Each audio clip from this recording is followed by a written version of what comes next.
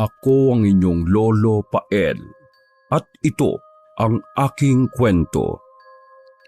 Sinusubo ni Tita. Naglalakad si Rick para maghanap ng bukas na tindahan. Pinahahanap siya ng kapatid niyang panganay ng ice cream para sa naglilihi nitong asawa. Palinga-linga siya sa paligid hanggang sa makita niyang may pumasok na isang lalaki sa bakuran ng bahay ng magandang babaeng si Christina na mas kilala sa pangalang Tita. Dahil sa kuryosidad ni Rick, palihim niyang sinundan ng lalaki para makilala ito at malaman kung sino siya. Aba, teka, parang kilala ko yung hubog ng katawan niya.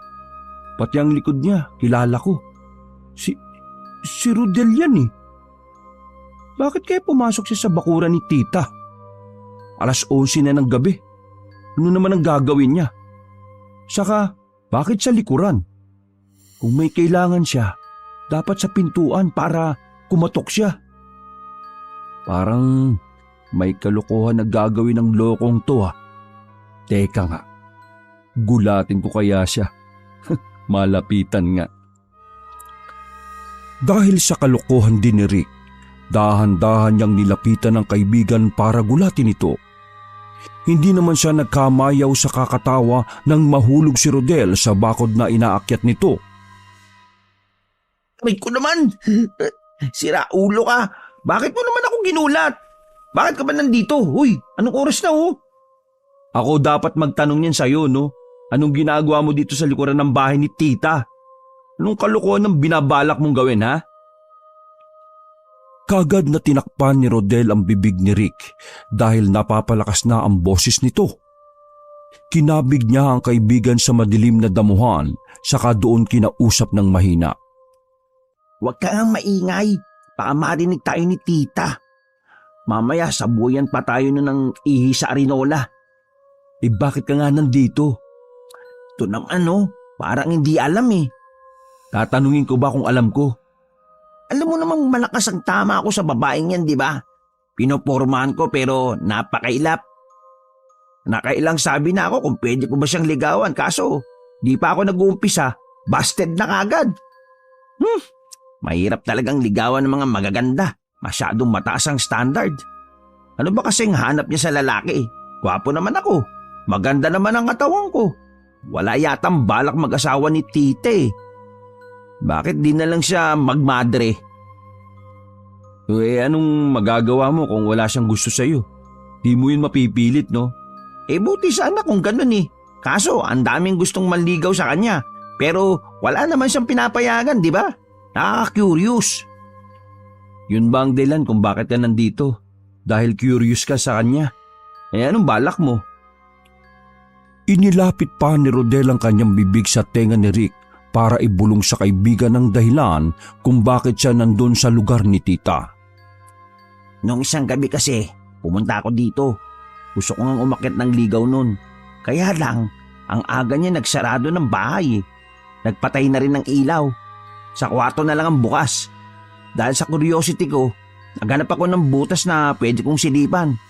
Gusto ko lang sanang makita kung bakit ang aga-aga lagi niyang natutulog.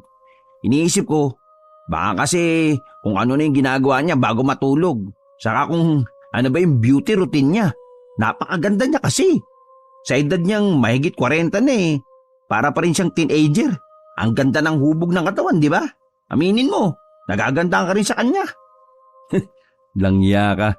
Pumunta ka dito para manilip. Gusto mong tubuang anong kulite? Sama ng ginagawa mo, no?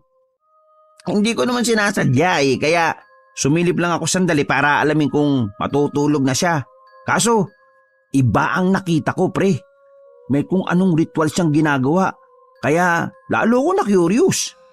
Ha? Ritual? Anong ritual? Tinawanan lang ni Rodel ang tanong ng kaibigan.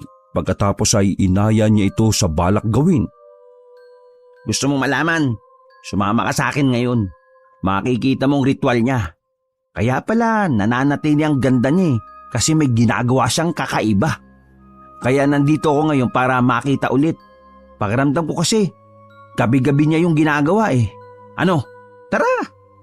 Nako naantay ako sa bahay. Saka, tigilan mo na yung ginagawa mo, no? Masama ang manilip. Kailan ka pa naging manyak, no? Naninilip lang, manyak na. Hindi ba pwedeng nag-iimbestiga lang? Imbestiga talaga, loko. Tara na, malis na tayo. Hindi. Isilip lang ako saglit. Ilang minuto lang naman eh. Napaka-KJ mo talaga oh. Naduduwag ka ba? Wala namang makakakita sa atin eh kasi nasa likod bahay at madilim. At saka medyo nilakyan ko na yung butas na pinagsisilipan ko kagabi. Tara na. Titinan lang naman natin eh. Tapos aalis na din tayo kagad. Makikita mo talaga yung napaka-perpektong hubog ng katawan ni Tita. Yummy talaga. Binatukan na lang ni Rick si Rodel pero hindi pa rin ito natauhan. Napakamot na lang siya ng ulo nang umalis ang kaibigan para tuluyan ng pasukin ang bakuran ng babae at gawin ang binabalak nitong paninilip. Ay nako, sira ulo talagang siyang to. Talagang maninilip ang hunggang. Nakakainis. Bakit kasi pinuntahan ko pa eh. Dapat hinayaan ko na lang. Dahil sa pag-aalala ni Rick sa kaibigan ay sinundan niya ito para pigilan sa gagawin. Pagdating niya sa likuran ng bahay ni Tita, nakita niyang nakapwesto na si Rodel at nakasilip na sa butas. Kinalibit niya ito at binulungan para ayain ng umalis pero sinenyasan lang siya nito na ilang saglit pa. Naiinis na siya pero hindi niya mapilit ang kaibigan na umalis na. Kaya nagpasya na lang siyang iwanan nito roon. Palis na siya nang makita niya ang mahinang sambit ni Rodel. Shit! Ano ginagawa niya? Nakita pa niya ang pag-atras ni Rodel mula sa butas. Baka sa mukha ng kaibigan ng pagtataka at pamumutla sa kung ano ang nakita sa loob. Oh, bakit? Ano meron? Tingnan mo nga pre. Hindi ko alam kung tama ba yung nakikita ko. Baka naman namamalikmata lang ako eh. Bakit nga? Ano bang meron? Dahil hindi na makapagsalita si Rodel, napilitang sumilip sa butas si Rick para lang malaman kung ano ang sinasabi nito. Hindi naman alam ni Rick ang sinasabi ng kaibigan dahil nakita lang naman niya ang magandang babae na nakahiga sa ibabaw ng kama. Wala itong saplot sa katawan at gumagalaw na tila ba may iniindang sakit. Hinahaplos nito ang tiyan hanggang sikmura. Pagkatapos ay namimilipit na sa sakit. Lumayo na sa butas si Rick at kinausap ang kaibigan. Anong nangyayari? May sakit ba siya? Nagkibit balikat lang si Rodel. Pagkatapos ay hinila na siya palayo. Iniwan na nila ang lugar. Nang makalayo na sila ay saka na nagtanong si Rick dahil napapansin niyang hindi mapakali si Rodel. Bakit ba kanina ka pa aligaga? Ano bang nakita mo dun? Okay naman si Tita. Parang masakit lang ang tiyan niya. Saka, ganun ba talaga siya matulog? Hubot-hubad? Hindi pre. May kakaiba siyang ginawa kanina. Hindi ko alam kung ano yun eh. Bakit ba? Ano ba kasi nakita mo? Napahinto na sa paglalakad si Rodel sa waiting shed. Doon niya sinabi kay Rick ang nakita niya habang pinapanood ang babae sa butas. Nagri-ritual nga siya pre. Nakaload siya tapos parang nagdarasal kasi yung labi niya gumagalaw eh. Tapos may nilabas siyang isang kahon na maliit. May kinuha siya doon. Tapos isinubo niya. Oh, ano bang isinubo niya? Hindi ko ganong nakita eh. Basta parang malapad yun eh. Ha? Malapad? Bakit kaya? Yun nga, na-curious na naman ako.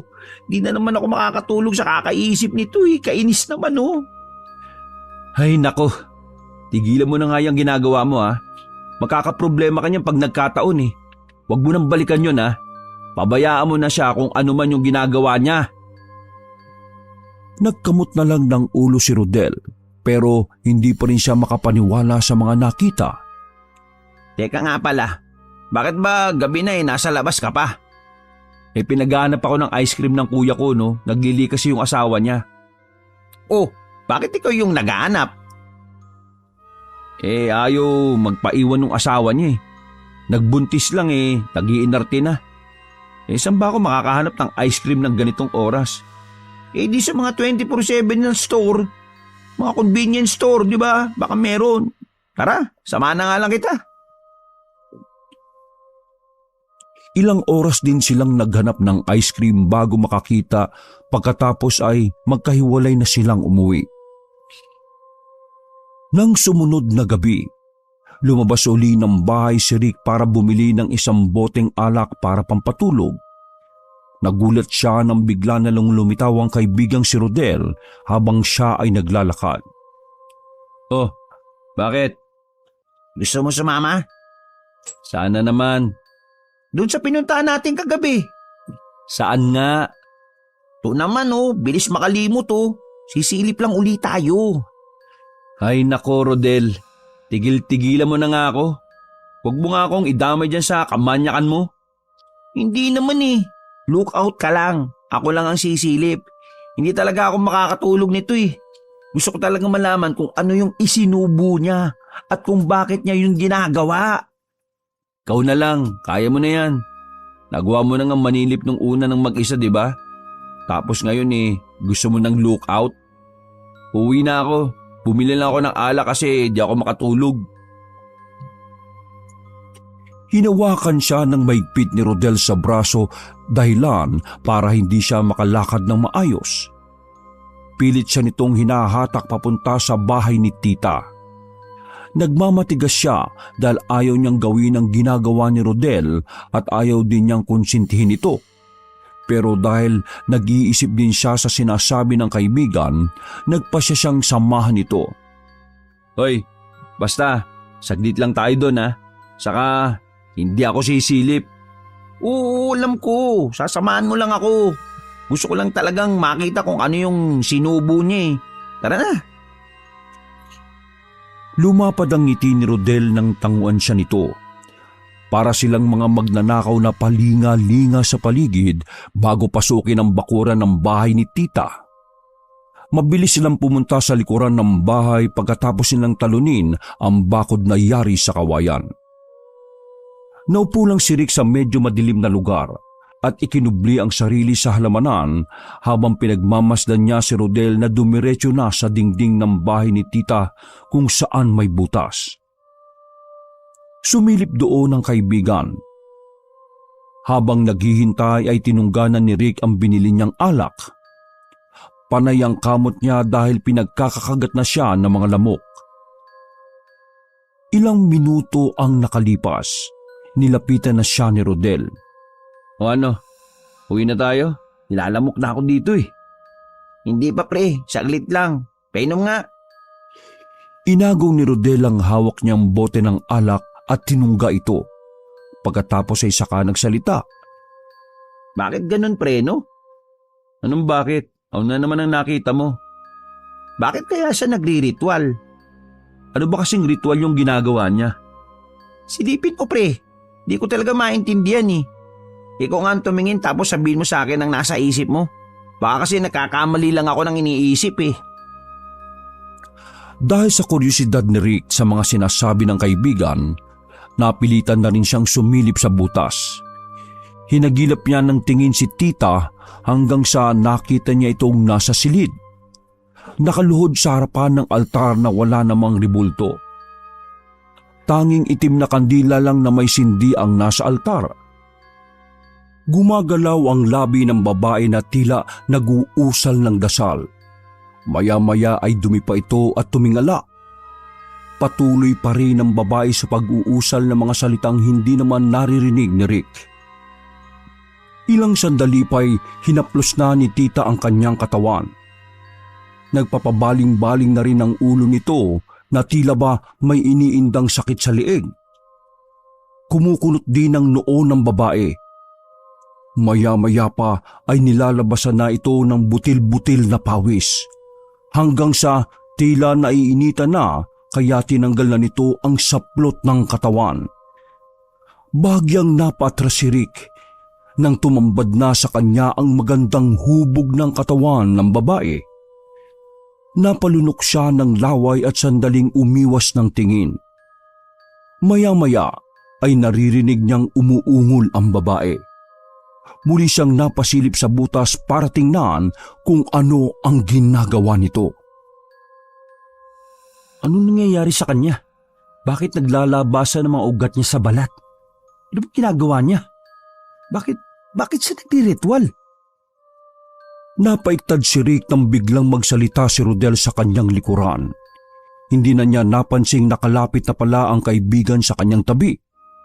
Ano? Nagdi-ritual nga siya. Hindi ko nga alam kung bakit at para saan yan eh. Hindi kaya yan ang ginagawa niya para hindi siya tumanda? Hindi na sumagot si Rick sa tanong ng kaibigan. Sa halip ay muli siyang sumilip sa butas at tiningnan ang ginagawa ni tita sa loob ng bahay. Nanginginig ang kamay ng babae habang may hinahagilap na kung ano sa sahig. Hinabol ng tingin ni Rick ang ginagawang pagkapa ng babae. Hinanap niya kung ano ang gusto nitong kunin. Maya-maya ay nakita niyang nakuha na ng babae ang maliit na kahon. Binulungan niya si Rodel at sinabi kung ano ang kanyang nakikita. Yung kahon na sinasabi mo, Rodel, nakuha na niya. Oh, tingnan mo lang kung ano yung laman ng kahon na yun. Lakihan mo yung mata mo, pre, ha? Linawan mo ang tingin mo. Maliit lang kasi yung kahon eh. Parang posporo lang kaya di ko malaman kung ano ba yung sinusubo niya na yun eh. Pinanood uli ni Rick ang babae. Nanlalaki ang mata niya nang makitang mahaba at matutulis ang kuko nito.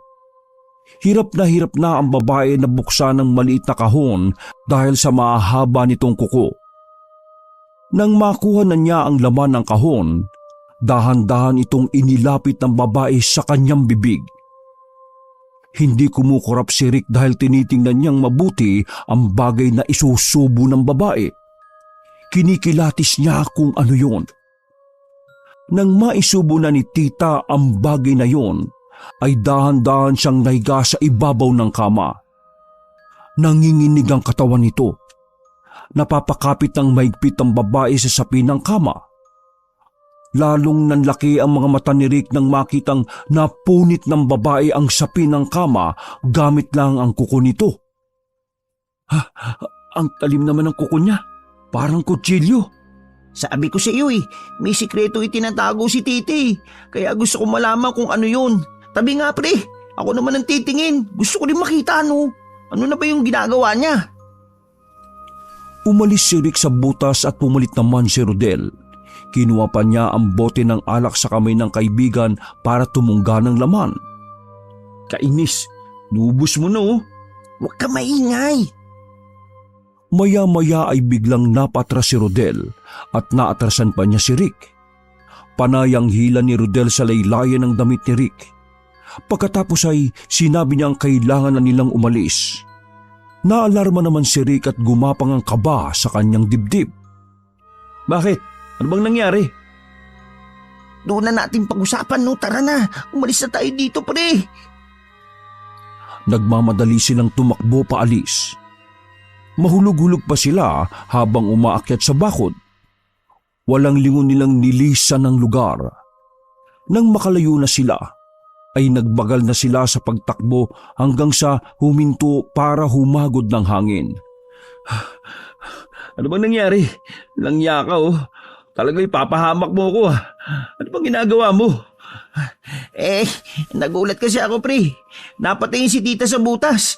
Parang narinig niya tayo o naramdaman. Pero gumagalaw-galaw kasi yung ilong niya eh. Parang naamoy niya tayo. Kaya kinabahan ako dun. Akala ko susugod na sa atin eh. Mabuti na lang hinang-hina pa yung katawan niya. Bakit kaya no? Naisip ko kasi na baka anting-anting yung bagay na sinusubo niya pero bakit siya nanghihina? Ay nako, tigilan na natin to pre. Pati ako naku-curious na sa ginagawa mo eh. Baka mamaya malaman niya yung ginagawa natin. Ewan ko na lang. Sa tingin mo pre, ano yung bagay na yun? Ewan ko ba, kakaiba kasi. Parang butong malapad. Buto? Buto ng ano? Hindi ko alam. Basta, maputi kasi yun eh. Alangan naman bato. Ay, kaya na nga natin. Eh, tingnan kaya natin. Oh, ano na naman titingnan? Malay mo, anting-anting yun. Itaon natin na wala siya sa bahay. Pasukin natin yung bahay tapos kunin natin yung anting-anting niya. Ano kayang power nun, no? Hindi rin kaya tayo tatanda kagaya niya. Ay nako, kung ano-ano yung sinasabi mo. Umuwi na nga tayo. Bibili lang ako ng alak pero inubos mo naman yung binili ko. Samahan mo muna akong bumili ng isang bote pa. Tapos umuwi na tayo. Tigilan na natin tong kalokohan na ito. Ilang araw na ang lumipas at dahil sa pagtatrabaho ni Rick ay nakalimutan na niyang kumustahin si Rodel. Ayaw na niyang masangkot pa sa kalokohan ng kaibigan, kaya inisip na niyang iwasan ito pero dinadala naman siya ng tadhana palapit sa kaibigan. Isang welder si Rick at nakagawian na niya ang uminom ng isang bote ng alak bago matulog. Papunta siya sa tindahan para bumili ng alak nang makita niya si Rodel. Iiwasan na sana niya ito pero nagmadali ang kaibigan na lapitan siya. Kaagad siya nitong hinawakan sa braso para hindi tuluyang makalayo. Oh, ano na naman ba? Hintay talaga kitang lumabas ng bahay. Samahan mo ako, pre. Ay nako, pagod ako. Saka masakit ang mata ko. Namamaga dahil sa pagwi-welding. Saka na lang. Hindi pwede ipagpabukas to, pre.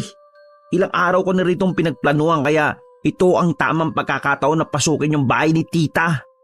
Wala siya ngayon. Hindi uuwi. Oh, paano mo nalaman? Kinausap ko siya nung nakaraan. Nagkunwari akong dadalawin siya sa bahay niya ngayong gabi. Pero tumanggi siya kasi uuwi raw siya sa bahay ng magulang niya. Dadalawin daw niya yung nanay niya dun. Oh, hindi ka pa kinikilabutan sa ginagawa mo? Balak mo talagang kunin yung anting-anting niya? Ano naman ang gagawin mo dun? At saka, hello, anting-anting yun. Kaya di niya yun iiwan. Mali. Nakita ko kanina. Iniwan niya sa ibabaw ng altar. Minanmanan ko siya habang naggagayak. Sira ulo ka talaga oh. Ikaw na lang kumuha, kaya mo na yan. Huwag mo na akong idamay dyan oh. Hindi naman kita idadamay eh. Look out ka nga lang. Kahit doon ka lang sa malayo. Mabilis ko lang naman makukuha yun kasi alam ko na paano buksan yung pinto. Nalaman kong naglulus na naman yung padlock ng bahay niya. Kahit anong susi pwede gamitin. Kaya sige na, samahan mo na ako. Bakit ba kasi kinukulit mo pa ako eh? Sa mga sinasabi mo, kayang-kaya mo na yung kunin na mag-isa. Nakakakilabot ka. Kung ano-ano na lang iniisip mo eh. Wala ka bang ibang pinagkakaabalahan?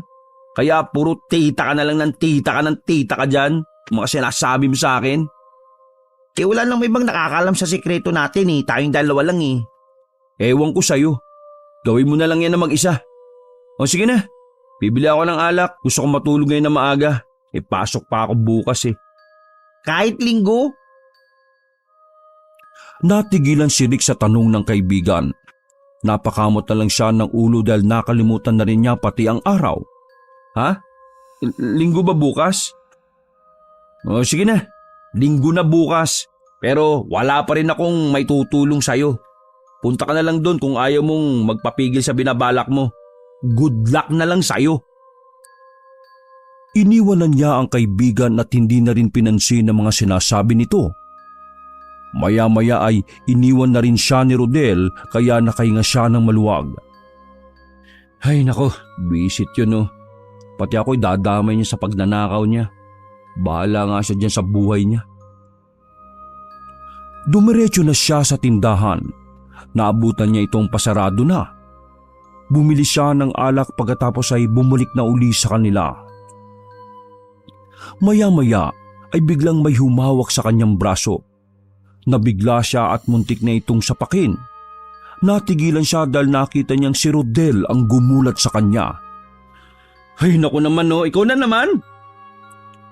Hindi na niya nasundan ang sinasabi dahil mabilis siyang hinatak ng kaibigan. Dinala siya nito sa lugar na malapit sa bahay ni tita. Dito ka lang, mabilis lang ako.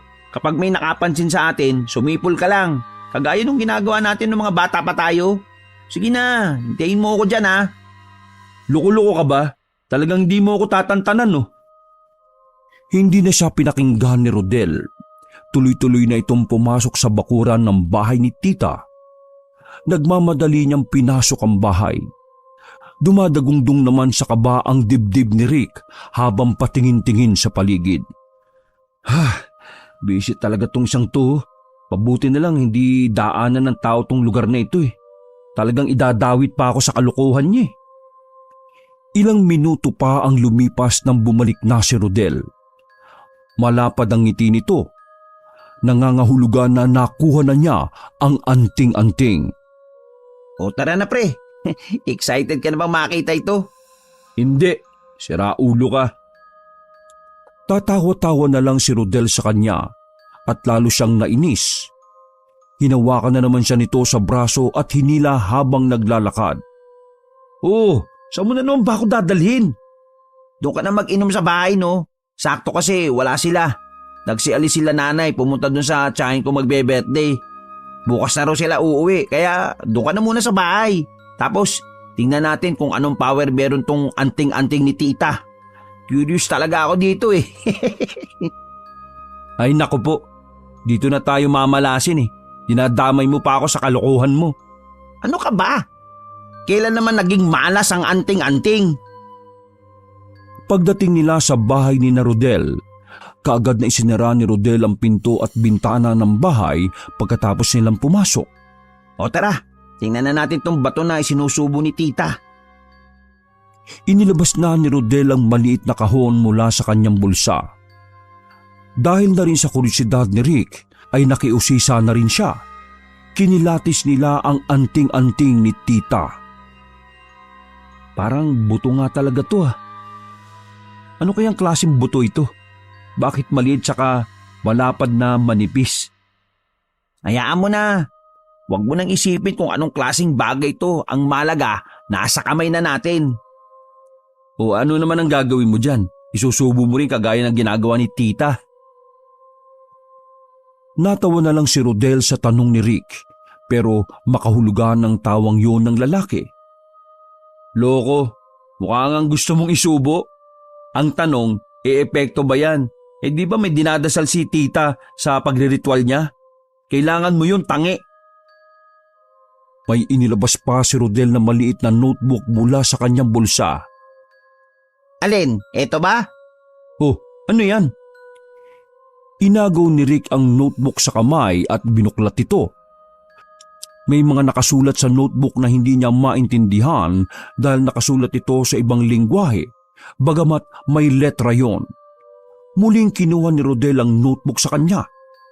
Wala naman sigurong masama kung susubukan, di ba? Ano? Dadasili mo yan? Nako Rodel sinasabi ko sa'yo, kung ano man yung mangyayari sa'yo, huwag mong sabihin hindi kita pinaalalahanan Hindi ako nagkulang na paalala sa'yo. Ay nako, napakaduwag mo. Pag ito may bisa, huyo ka sa akin talaga. Di wow. Sige nga, maniniwala talaga akong anting-anting yan kapag napagana mo ang bisa niya sa'yo. Oh sige. Sinimulang basahin ni Rodel ang nakasulat sa maliit na notebook. Tawa naman ng tawa si Rick dahil nagkakandang baluktot ang dila ng kaibigan dahil sa pagbabasa sa nakasulat. Tigilan mo na nga yan. Sumasakit lang ang tiyan ko sa'yo Diyan sa kakabasa mo, bali-baliko na yung dila mo. Isubo mo na kaagad yung buto. Malay mo, may epekto na yan sa'yo. Ha? O nga no. Baka masobrahan ako ng basa sa nakasulat. Teka nga lang. Wala naman siguro masama kung isusubo ko rin ito. Si tita lang naman ang lumalaway dito kaya wag na tayong magpaka-choosy, no? Hindi makapaniwala si Rick na isinubungan ng kaibigan ng buto. Ilang minuto silang naghintay sa mangyayari pero walang naganap. Nainis na lang si Rodel kaya iniluwan niya ang buto. O ano, subo pa more. Sabi ko sa'yo kung hindi ukol, wag nang pilitin, hindi yan bubukol. Baka para kay tita lang yung anting-anting na yan. Soli mo na yan bago pa siya bumalik. Tsaka hanapin niya yan. Ay, di na no. Palpak naman pala Bahala siya maghanap. Malay ba niya kung sino yung nagnakaw nito?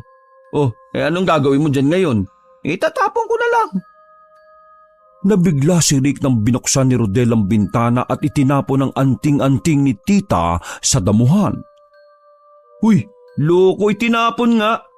Hindi na niya yan hahanapin. Bato lang naman talaga yan eh. Yung notebook. Bahala siya sa buhay niyang maganap. Sunugin ko ito eh.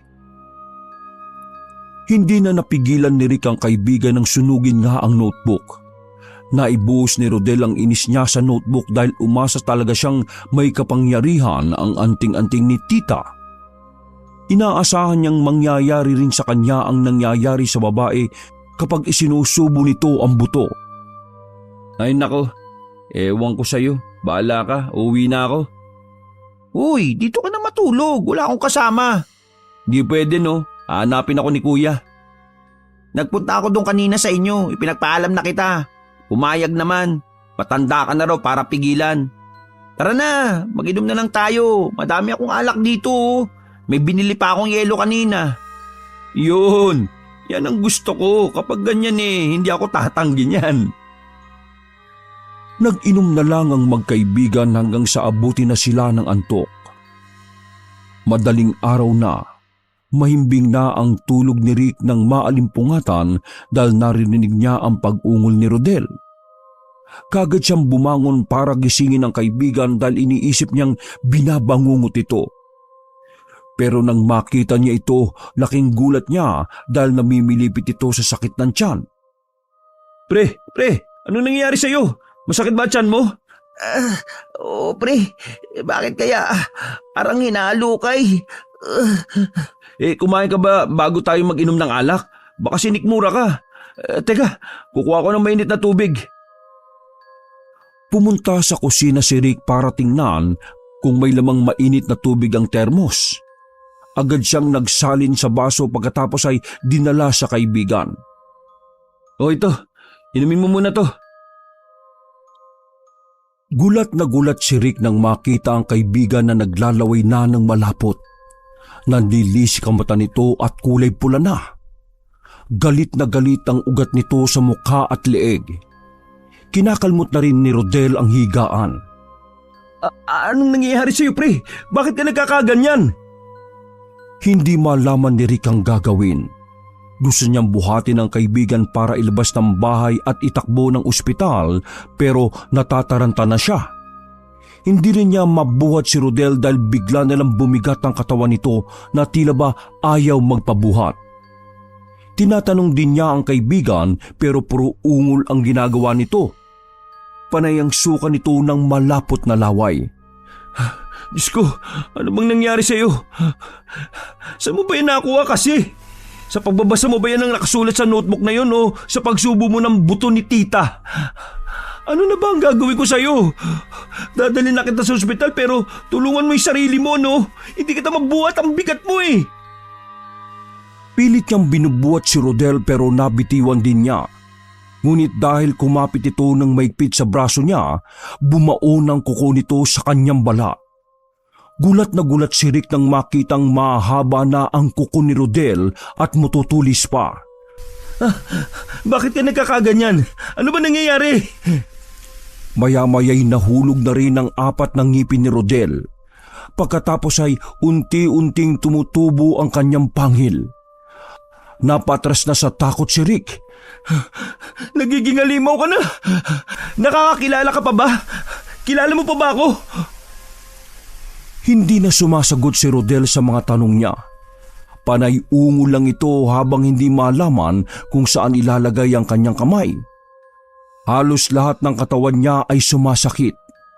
Hinahalukay ang kanyang sikmura na tila ba may kung anong gustong kainin. Halos mapasigaw naman si Rick nang tumayo na si Rodel. Napasandal siya sa dingding ng iwasan ng kaibigan. Napahawak siya sa upuan malapit sa kanya at nakahanda siyang ihampasyon sa kaibigan sa oras na dambahin siya nito. Palinga-linga naman si Rodel na tila ba may hinahanap. Nang makita na niya ang pintuan, kaagad siyang pumunta roon. Binuksan niya ito at dali-daling lumabas ng bahay. Sinundan naman ni Rick ang kaibigan para alamin kung saan ito pupunta. Tinungo ni Rodel ang kulungan ng mga manok at isa-isang kinuha ang mga ito. Umingay na ang mga manok dahil sa paggambala ni Rodel sa kanila. Kada hablot ni Rodel sa mga manok ay kaagad niya itong sinasakmal sa leeg, pagkatapos ay binibitiwan na niya ito nang wala ng buhay. Sugat ang leeg ng manok na tila ba hinihigop ni Rodel ang dugo ng mga ito. Butas din ang tiyan at wala ng lamang loob. Pre, ano bang ginagawa mo? Bakit mo pinapatay yung mga manok ng tatay mo? Yari ka! Hindi na siya pinakikinggan ni Rodel. Tuloy-tuloy lang ito sa pagkain ng mga manok. Hindi naman maawat ni Rick ang kaibigan dahil natatakot siya baka siya naman ang pagdiskitahan nito. Inaantay na lang siyang mahimasmasan ni Rodel. Natapos ito sa ginagawa ng maubos na ang lahat ng manok at hindi na ito nakaramdam ng paghapdi ng sikmura. Nang maging maayos na ang pakiramdam ni Rodel ay saka siya natauhan. Nakita niya ang mga patay nilang manok na nagkalat sa lupa. Anong ginawa ko, pre? Anong ginawa ko? Pinatay mo lang naman yung mga manok ng tatay mo. Bakit hindi mo ako pinigilan? Ano ka? Pinipigilan kita, no? Hindi ka nga nakikinig sa akin eh. Saka, nasaan yung halimaw ka kanina? Nakakatakot kaya itsura mo. Ano bang nangyari? Hindi ko nga alam eh. Basta natatandaan ko lang, nagugutom ako. Hindi ko mapigil yung gutom ko eh. Gusto kong kumain. Gusto kong mawala yung pakiramdam na yun. Hindi kaya dahil ito sa ginawa ko? Alin dun kaya? Yung pagbabasa ko ng dasal sa notebook o yung pagsubo ko sa anting-anting ni tita? Paano kung pareho yun? Kailangan ko makita si tita. Kailangan ko siya makausap. Paano na ito? Hindi ito pwede. Dapat maibalik niya ako sa dati. Kailan ba ang balik niya? Hindi ko nga rin alam eh. Bago sumikat ang araw ay naglinis ng bahay at bakuran ng dalawa. Inilibing din nila ang mga patay na manok. Nagkasundo sila sa kung paanong ipapaliwanag sa magulang ni Rodel ang pagkamatay ng kanilang manok. Sinabi nilang sinalakay ito ng mabangis na hayop at nilapa ang mga manok. Para makumbinsi pa ang magulang ni Rodel ay sinirapan nila ang mga kulungan ng maging kapani-paniwala. 2 araw ang lumipas. 2 araw din ang paghihintay nila kay tita. Nang bumalik na ito sa kanilang bahay ay hindi na sila nag-aksaya ng panahon. Kaagad nilang pinuntahan ang babae. Marahas na kinatok ni Rodel ang pinto ng bahay. Pagkabukas ng pinto ni tita ay pumasok agad sa loob sina Rodel at Rick. Bakit kayo pumasok? Hindi ko ba kayo pinapapasok sa loob ah? Hindi na kailangan ng permiso. Kailangan kita makausap. At bakit? Tungkol na naman ba ito sa paniligaw mo? Di ba sinabi ko na sa iyo na hindi pwede? Hindi dahil doon. Ano? Anong dahilan? May problema kasi siya. Ano kasi, si Rodel, nagsasalimaw siya tuwing gabi. Bakit kayo sa akin pupunta?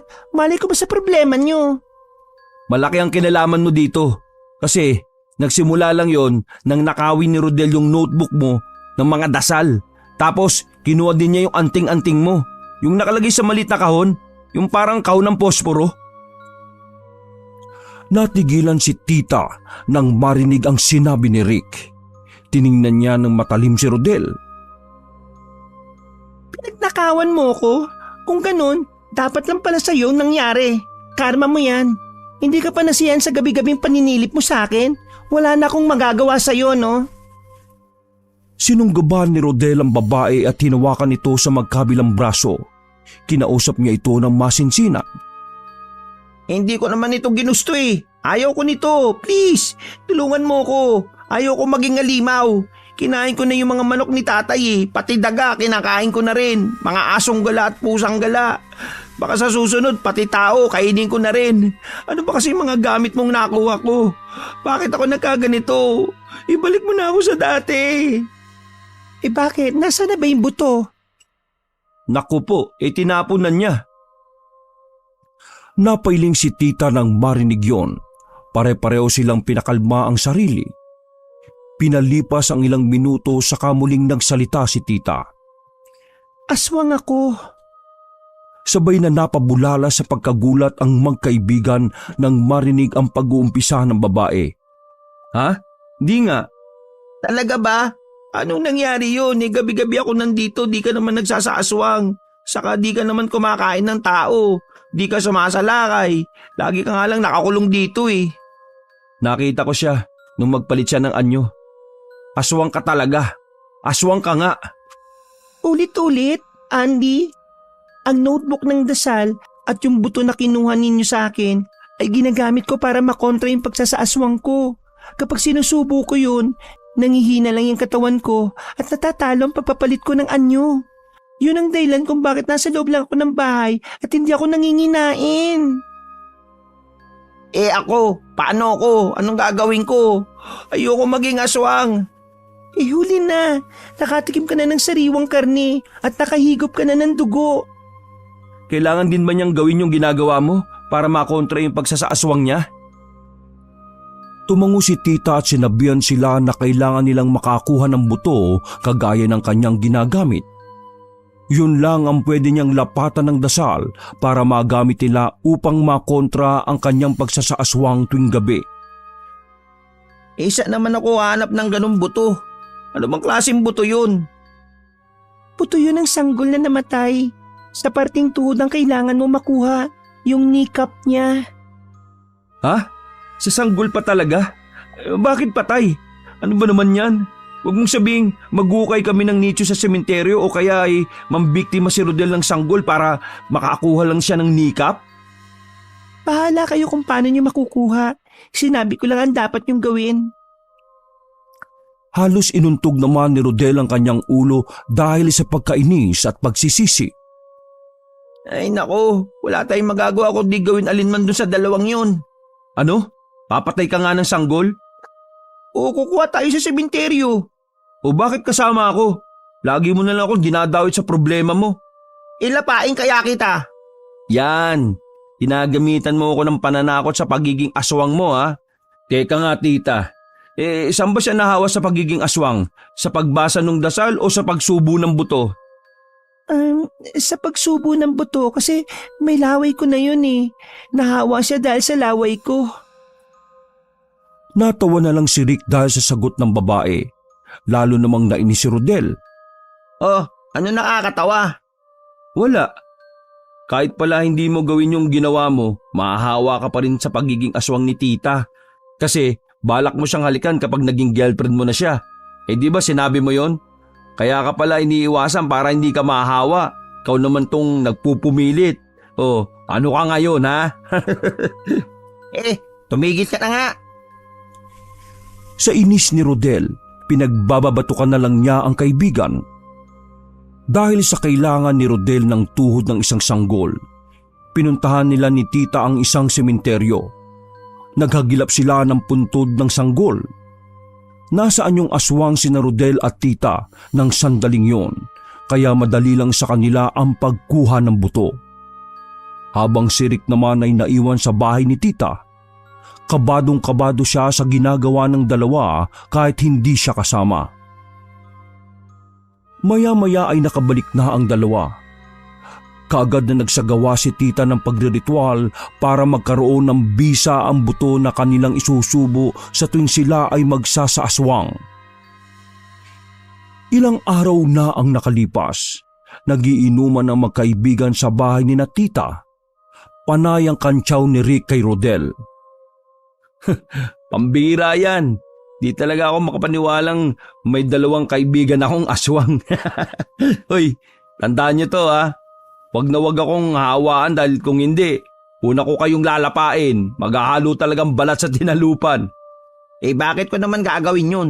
Ipaparanas ko pa ba sa'yo yung nararanasan ko? Hindi naman ako ganun kaibigan no? Yaman din lamang na pareho na kayong aswang. Bakit hindi na lang kayo magkatuluyan? Kung pagiging aswang lang ni tita ang dahilan kung bakit siya panay iwas dati, ngayon aswang ka na rin. Hindi magsama na kayo. Huwag na lang kayong mag-aanak ha, para hindi na dumami yung lahi niyo dito sa lugar natin. Saka mahirapan tayong maganap ng kneecap ng sanggol no? Nagkatawanan na lang silang tatlo sa pagbibiro ni Rick.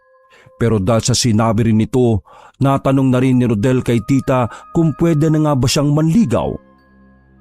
Laking tuwa naman ni Rodel nang pumayag ang babae dahil wala na nga itong dahilan para umiwas. Wakas!